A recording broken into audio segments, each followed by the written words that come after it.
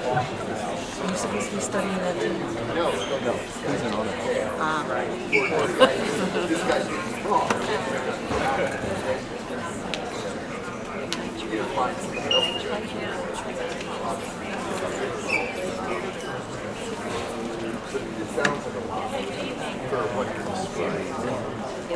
Good evening. I'd like to welcome you guys to our college and career presentation here. Every fall we host this here at the high school. This year it is a combined North and Voorhees program, so thank you so much for coming. We're very lucky to have several college admissions counselors here this evening, along with Hunterdon County Polytech and several branches of the military. Those of you that are streaming or joining us online, if you could please mute your cameras and your microphones, please. Thank you. Okay, I'd like to introduce our panel this evening. Here, I'm going to start on the left. We have Kate Bertain from Columbia University, Jade Sable from Lafayette College, Josh Kahanaka from Moravian University, Susan Makowski from Rider University, Kevin Fay from the College of New Jersey, Greg DeSanctis from Raritan Valley Community College, along with the Honors College, Nicole Craven from Hunterdon County Polytech, and several branches of the military. I hope I get this right. Starting with the U.S. Army, we have Sergeant Connor Baldini, Lieutenant Hewitt. Next is the Marine Corps with Staff Sergeant Serta. And the Navy is represented with Petty Officer Kelly and Petty Officer Barbaro. And we round it out with Sergeant Vance from the National Guard. So we have a number of military here. We're fortunate to have reps from Voorhees High School and North Hunterdon High School, so we're going to speak a little bit about that as well. Okay, so we're kind of going to get started with just some questions that we have kind of prepared for them. We'll have a few minutes at the end to do some questions that you all may have.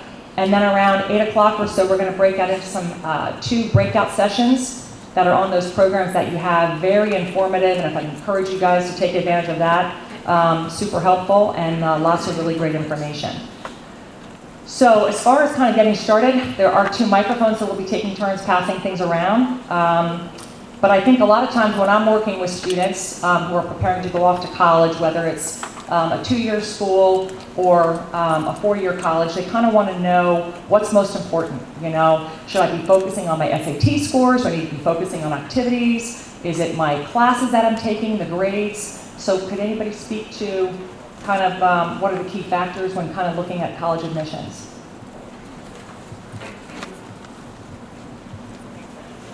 I'll start by default since I have the microphone. And I'll pass my phone. So there's a wide range of colleges here tonight, and I can speak, I think, for all of us when I say that there is no one factor that is going to get you admitted into college.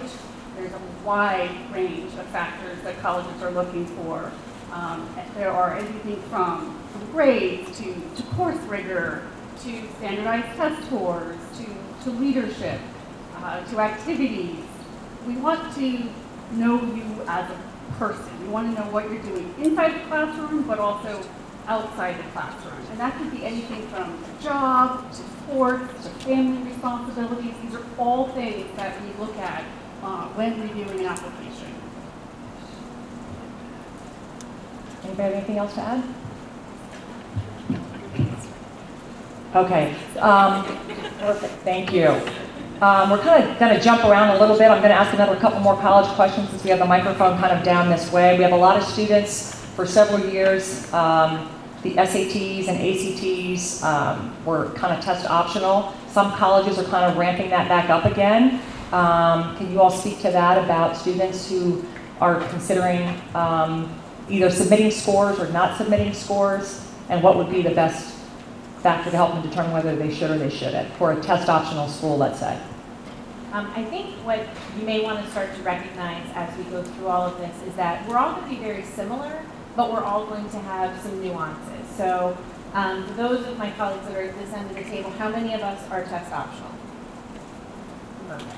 So right there, you can see that we're all test optional. We are going to offer that. But what it works for at Ryder may be very different at TC&J, very different at Moravian, very different along the line. So I think first and foremost, you need to make sure that you're getting the right information about the school that you're researching, so that you don't make an assumption that just because at Ryder, freshman scholarships and admission can be test optional, or you can submit test scores. I'm going to look at you either way. It could be very different than any one of my colleagues.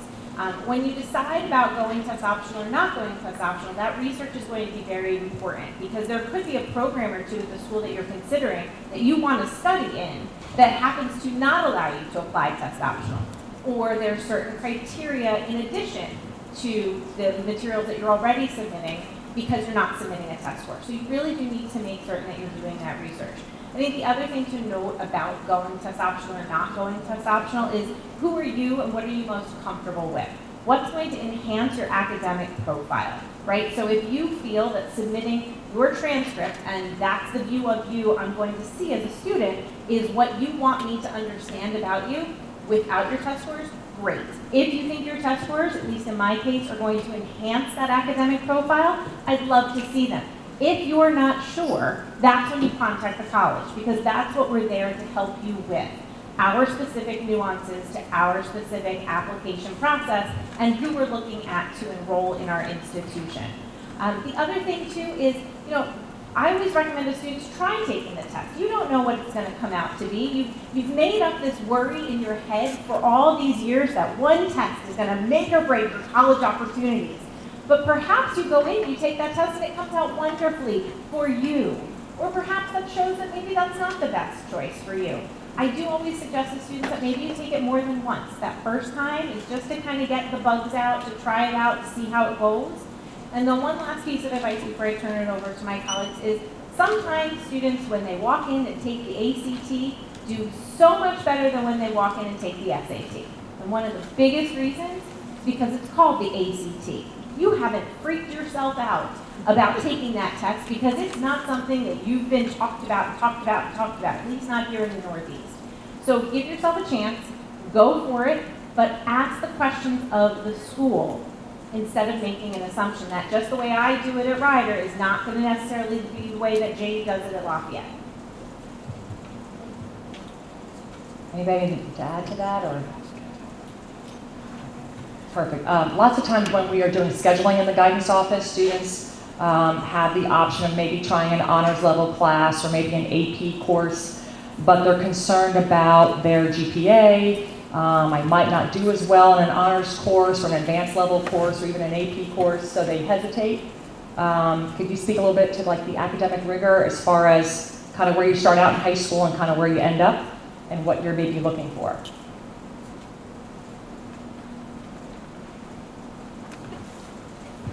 So in terms of your high school curriculum, we want to see that increase. We want to see that increased trajectory of where you're going to, can you hear me now? Okay. We want to see in your first year, your freshman year, we want to see maybe you want to start off with honors or 2 honors, depending on what the right level of challenge is for that student. And then throughout your curriculum at the high school, we want to see an increase in rigor. So maybe add a few more honors classes, try out some AP classes, maybe try out some electives that you might be interested in. But we want to see that increased trajectory. And in addition to that, we also want to see the GPA getting stronger. And the often question that, I'm sorry, going side here, but oftentimes folks are going to ask, well, what if I take an AP class and I get a B, or I take an honors or a college prep class and I get an A? It's whatever is the right level of challenge for the student, but I would encourage the student to try that AP class, to try that little bit of challenge. Because you never know if that may be a class that you might be interested in and that might actually spark an academic interest that you might want to pursue in college. Or maybe that's a class that you realize, you know what, this is not a subject matter I'm really interested in, now I know. But throughout your high school curriculum, we do want to see your rigor getting stronger every year. We do care about what you do in senior year, so you shouldn't be slacking off in your senior year thinking, oh, I did a really great job in junior year, I can take all college level prep courses and that's it my senior year. But some of us on this panel do pay attention to your senior curriculum, and we do pay attention to your performance in your senior curriculum. Oh my gosh. In your senior curriculum, this is choking me up. So emotional. So just keep that in mind that we do want to see that strong trajectory. Perfect. Thank you. We have a number of students, though, that really aren't sure what they want to study when they go off to college. So the idea of committing to a four-year school sometimes seems daunting. Financially, making that commitment. So they decide, hey, maybe I'm going to try community college first for a couple of years, see kind of what I want to do, try some classes at the college level, and kind of get my feet wet before I make that jump. Greg, can you speak a little bit to that about the community college and the benefits of maybe starting with that sometimes, and maybe a little bit about the honors college as well? Sure. Can you hear me okay? So as Ms. Neiman said, community college, really, we are an open access institution, meaning any student can attempt any course. We offer a variety of general education courses for those students who really just want to dip their toe and maybe take a few select classes. We also offer over almost 100 different degree programs. So if you'd like to get your associate's degree first, because perhaps you're not ready to, whether it be for an academic preparation, social, whatever the case, if you're not maybe ready to go away to a four-year school immediately out of high school, knowing that you have your support system at home, you have classes that will transfer to pretty much any institution in the country, knowing that you have the ability to grow and figure some things out, then transfer out when you're ready, whether that be in a year or in 2 years once you have your associates, is definitely a wonderful benefit of community college, and obviously the affordability and cost and small class sizes, all those things are normally associated with a community college. But I think the ability to be able to transfer our courses to almost any institution that you go to, especially if you have certain ones in mind ahead of time, you can meet with our advisors and we can tailor a plan that aligns with the schools that you may be considering to ensure that you're not taking extraneous courses or feeling like you're wasting your time or treading water. So you can use community colleges for a variety of reasons. That could be taking a class or two while you're juniors or seniors to get a head start on your college career, to get a sense of classes. For sometimes you don't take an AP class, you worry that you don't have rigor. Well, taking a concurrent enrollment class or taking other classes offer other opportunities to show rigor. And then again, like I said, you can come to the college, you can try out career prep. We have other options which are not kind of a non-academic side. So if you're thinking, I don't really know if I want to go to college and spend 6 or 8 years learning a lot of math and English and science and history and all those things, I'd rather learn some tangible skills that I can use in the workforce right away. We have a separate side of Raritan Valley that allows for that, our workforce programs, where you can come in as an 18-year-old and by the time you're 20, you have a job and you're making a livable wage, you can support yourself, and you're already off on your career. So again, we try to be a little bit of everything to everybody because again, we know our students come to us in all shapes and sizes, all walks of life. So again, we try to be as adaptable as we can. Okay, thank you. I'm kind of working my way down towards you, Nicole. So lots of times we have students in high school that are definitely knowing they want to pursue maybe a culinary field or auto mechanics or construction or computer animation. Hunterdon County Polytech offers a number of vocational programs and as well as a number of programs where students can earn college credit. One of my favorites is the career prep program where students as seniors can take classes at Raritan Valley. And the good news is you pay for the tuition up front as parents, but if your son or daughter earns a B or better, Hunterdon County Polytech reimburses you. So again, it's 2 classes in the fall, their senior year, and 2 classes in the spring. Lots of times that's a great opportunity for them to kind of get on a college campus and get a feel for it. So if you can talk a little bit about that, Nicole, and maybe some of the other programs you guys have from the vocational to the academic component. Yeah, so kind of coming full circle, we talked in the beginning about how colleges are looking at the whole student. And Polytech is just a continuation of that. For students that have a specific career area that they think they want to pursue, they have an opportunity to not only study that for 2 years, but to also get involved beyond the classroom. We have career-focused student organizations where our students actually compete locally and nationally, earning scholarships and awards that help them to stand out in other ways in leadership or academic rigor. But the Career Prep program is a wonderful program for students who want to get a head start on those college classes, save some money, and go into college actually knowing a little bit in their background. So you can take 1 or 2 classes in the fall. You have to at least take 1. And then same thing in the spring, at least 1 or 2 classes. And as you mentioned before, you will get reimbursed for the cost of those credits once you successfully get that B or higher. The only catch is that you have to have your own transportation, but besides that, it's up to you to decide, are you going to take a hybrid course, you're going to be on campus all the time, virtual. It's a really good get your feet wet into college kind of class. But if that's not your track, Polytech offers more than 20 different other career areas where you can do work-based learning, get an apprenticeship while you're in high school, earn some college credits perhaps that will transfer to a different school wherever you want to go, or just get some hands-on work experience in fields like automotive or construction or heavy equipment or computer science. Really, we have tons of options. And you guys always have an open house in January. We actually have one in October. In October, So okay. we do have an open house coming up in a couple of weeks. You can come and see our classes live in action and talk to the instructors and see if it's going to be a good fit for you for next school year. Great, thank you. Kind of working our way down with the military. Lots of times some students will decide they would like to go to college, but they want to maybe do the ROTC program and make a commitment to the military. So Lieutenant Hood, if you can talk a little bit about that. We've had students that have gone off to, let's say, Virginia Tech, I know, for example, and done the ROTC program, and maybe talk about the benefits of that and where that can lead. Absolutely.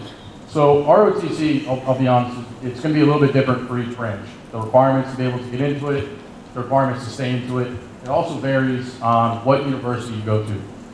So me, myself, I went to Norwich University. It's a military academy in Vermont. So it's going to be a much more rigorous type of ROTC than, say, if you went to like UConn as a civilian school.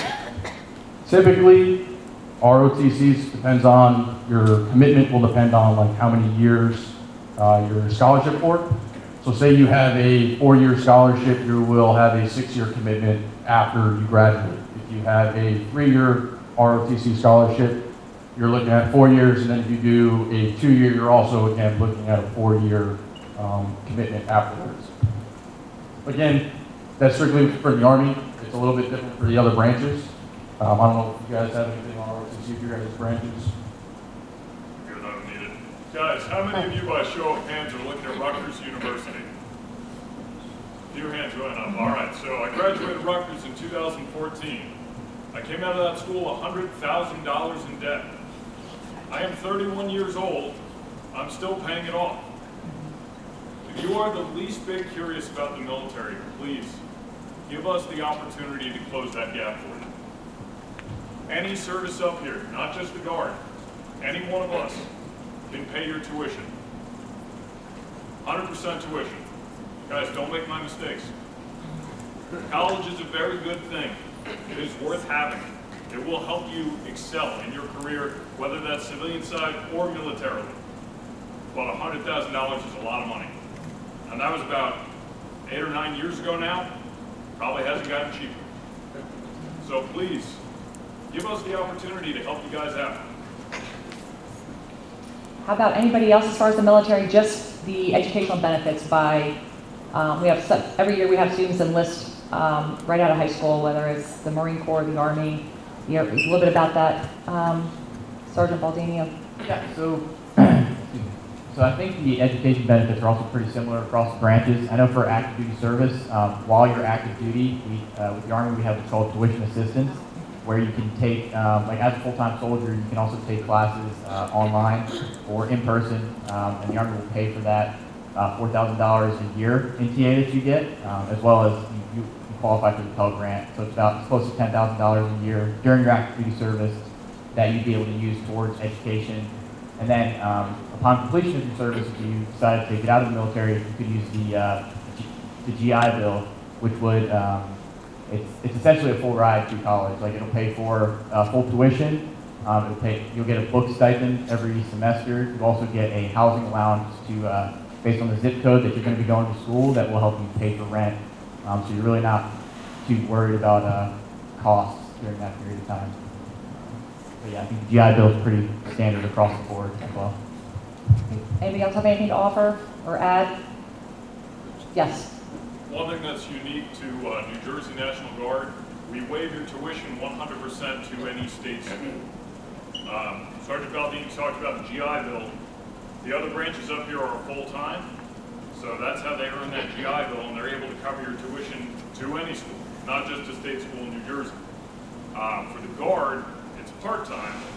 You get free tuition in a New Jersey school, but it's not as widely applicable as the GI level. But that's one of the differences that I see a lot of people get a little wrapped around the axle on, so I just like to point that out. Okay, circling back, lots of times when students kind of hit their junior year in guidance, we certainly talk with them about letters of recommendation. So if I'm kind of swinging back towards the college side of the table here tonight, and just the importance of letters of recommendation and what they can do for a student, and encouraging students to forge relationships with their teachers here at the high school by staying after school, getting extra help, by taking advantage of resource centers that students know what I'm talking about, that they have access to during the school day. So can someone talk about the importance of those letters of recommendation and how they maybe separate a student? They all look the same lots of times academically, similar grades, similar classes, but those letters of recommendation, what they do for the application process. Again, there may be some slight differences among various institutions in terms of what they're trying to garner from the letters of recommendation, but I believe for the most part, institutions are trying to get a sense of who you are as a person through both the letters of recommendation, frankly, and your essay and then personal statements. Because not every institution up here necessarily has the opportunity to conduct in-person interviews with all of their candidates. And without that, the vast majority of the information that we're taking into consideration throughout the application process is addressing really your academic profile and your potential for academic success at our institution. But especially throughout your undergraduate career, we're also really trying to build a community. So we want to know what kind of a community member you're going to be, and how will you impact your peers, and how will you contribute to the evolution of our campus culture.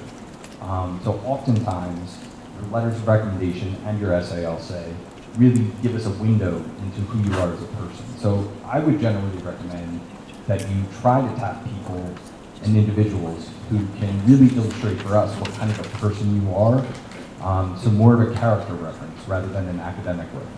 That's not to say if you are not passionate about biology and you had a good relationship with your biology teacher that you shouldn't ask them for a rec letter.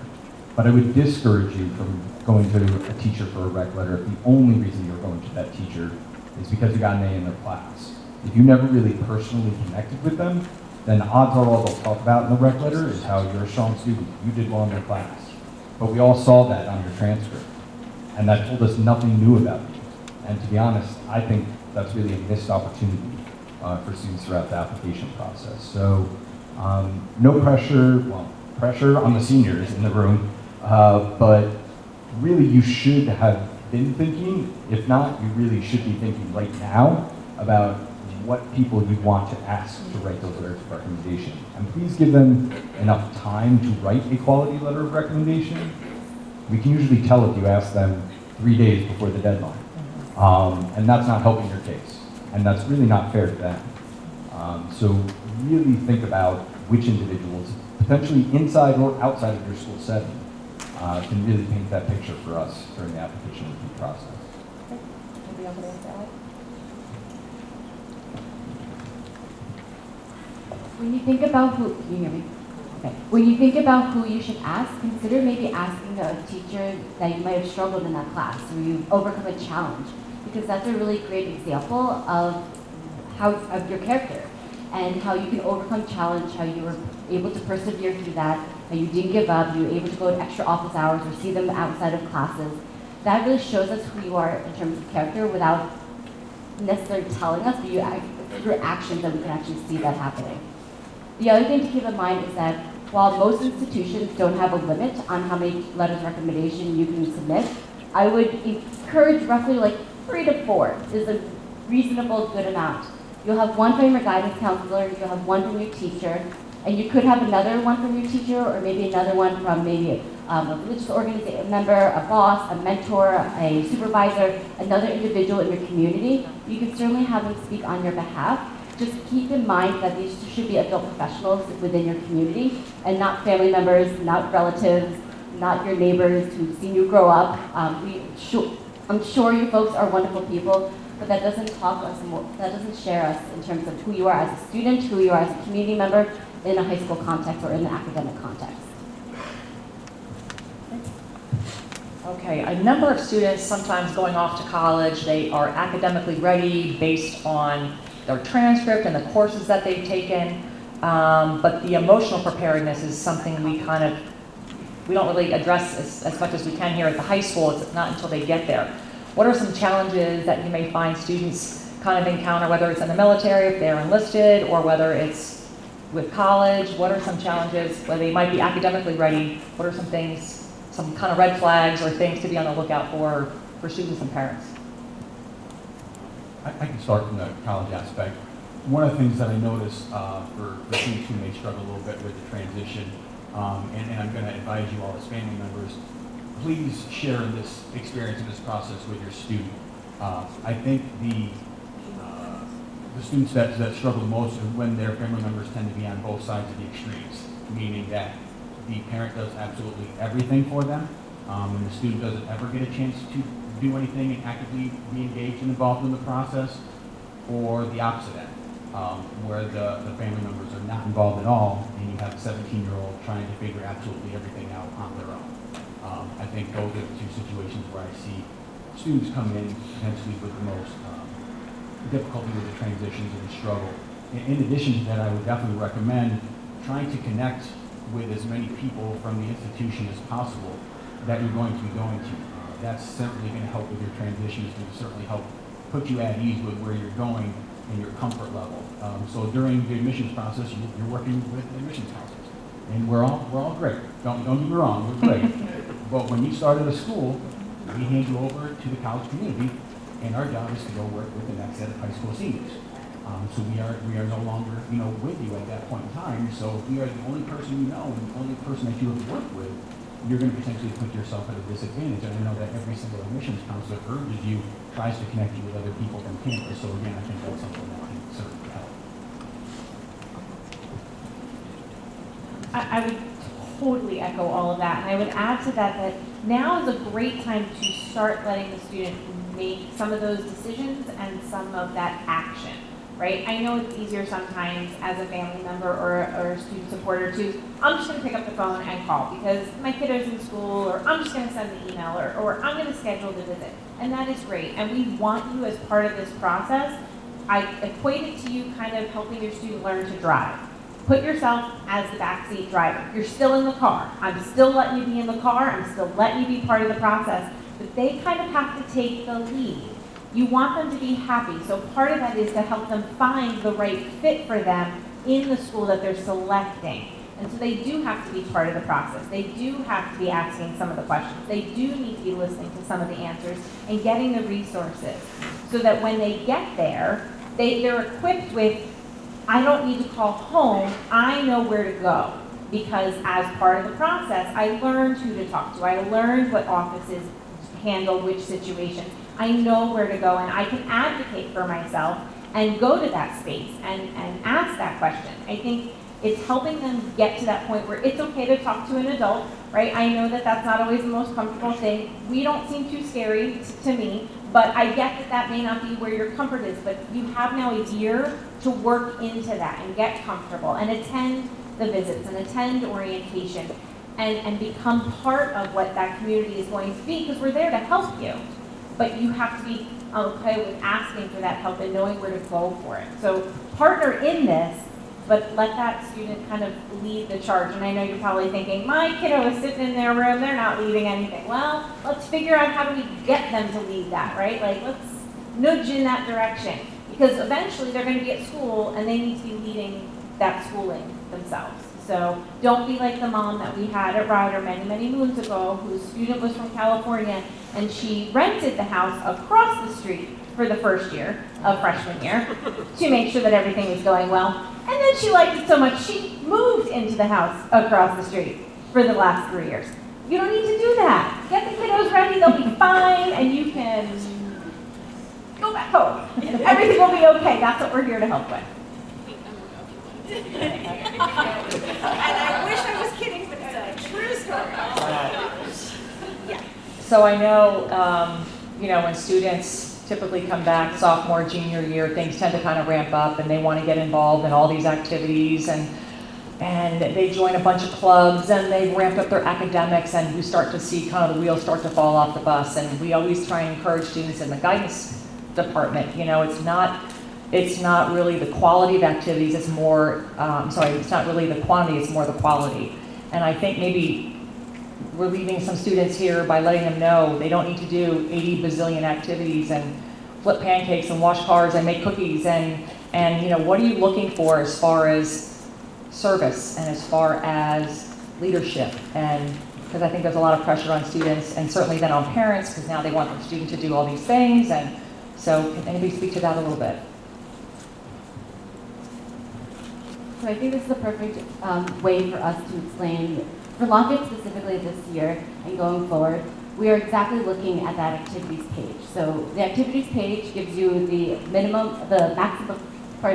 maximum of 10 activities to list. And Common App encourages you to rank them. So number 1 is the most passionate one you're excited about, the one that you're really core to your identity or something that you're really excited about, you're passionate about. And it trickles down from there. With Lafayette this year, we are now only looking at the first 6. And so that's new this year, and that's something that we are definitely emphasizing in the sense that we care about the quality of your activities, not the quantity of what you're doing. We know that you're very busy individuals. We know that you not only have classes, but you also may be participating in sports, in theater, in community service, and other clubs and organizations. And so we value your time, and we value the decisions that you've made and what you're excited about.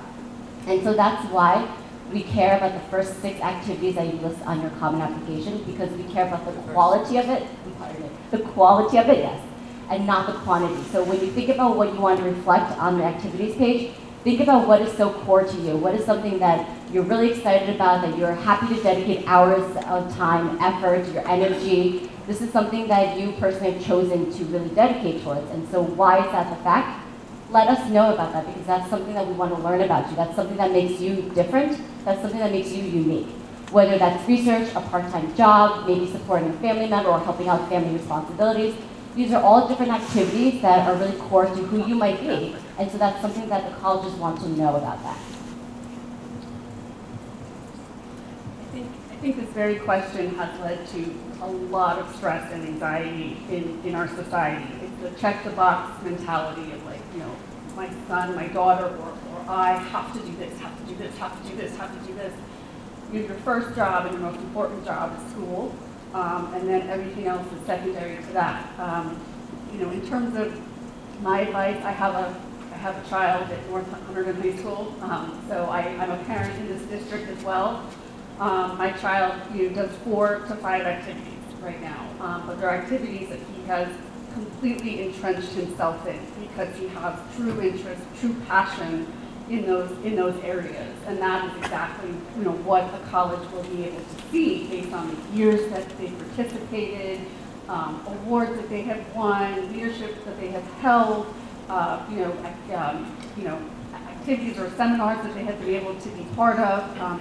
So it's not exactly quantity; it is definitely the quality. From a military perspective, I know a lot of the colleges, we've talked a little bit about what they're looking for as far as leadership and service. Can some of the branches speak to kind of what you're looking for as someone enlisting in, whether it's the Army, the Marine Corps, the National Guard? Kind of, we have the recruiting process, of course, but what does that look like? So the process, so as seniors, you're eligible to start the process with all the branches of military service. And kind of to hit on the question about, like, that question as well as the question from before about, like, when you actually get there, what you're going to get. One of the benefits of starting the process now as a senior is that after you've made the commitment and you've enlisted into the Army per se, you are put into what we call the delayed entry program, which is an opportunity for your student or your senior to get training and mentorship from our non-commissioned officers who are the recruiters, who will spend at least once a week time training and teaching your student and preparing them physically and mentally for the rigors of military service, and kind of instilling into them those qualities that they're going to get from the military, like leadership, discipline, and that kind of stuff. But yeah. And you look at certainly the high school transcript, any kind of discipline. I mean, all those factors kind of. yeah, all that stuff, that helps us as recruiters kind of, what's the word? It helps us kind of figure out what kind of field or job that the student might be more inclined to do. So that helps with it. But as far as like the application process, there isn't really much requirement we need because all the branches of service, we train, like once the student picks the job that they're going to do, we give them that training on what kind of, whether it's in medical field, in mechanics or engineering, all that kind of stuff, we provide them all that type of training. We don't expect them to have any prior to military service. Anybody else? Most important thing for you guys, because at this point, you don't have a college degree yet. Hopefully you are all progressing towards that. And when you're in the process of getting your degree or after you have it, you're eligible to be an officer. But as coming into a recruiter at 18, fresh out of high school, or 17, you're about to get out, you're looking to enlist, the single most important thing you can have is just the will to step into that office and say, I want to do this. And everywhere I go, and I know you guys all experience this too, everywhere we go, anytime it comes out you're in the military, 3 or 4 people around you, oh, I always thought about doing that. Oh, I wished I'd done that. Oh, I always thought about it. The only difference between a civilian and a soldier, or a civilian and a sailor or a Marine, is taking the time to go into the recruiter's office and say, I want to do this. I want to challenge myself. I want to work hard. It's like Staff Sergeant Baldini said, whatever job you pick, we are going to train you to master that profession. And you will be an expert. And everybody thinks, oh, I can never be in the military, can never do that. Guys, raise your hand if you know somebody who was in the military, a family member, a friend, maybe a fellow student, an upperclassman who graduated, and you see their pictures on Facebook, right? They get back from training, they got their dress uniform on. Are they superheroes? Or are they just normal people like you guys? And they just made the decision to step into that office and say, I want to do this. That's really all you need to get started. Can you speak a little bit to the kind of the physicality of it? I know there's, we have a lot of students that we'll see kind of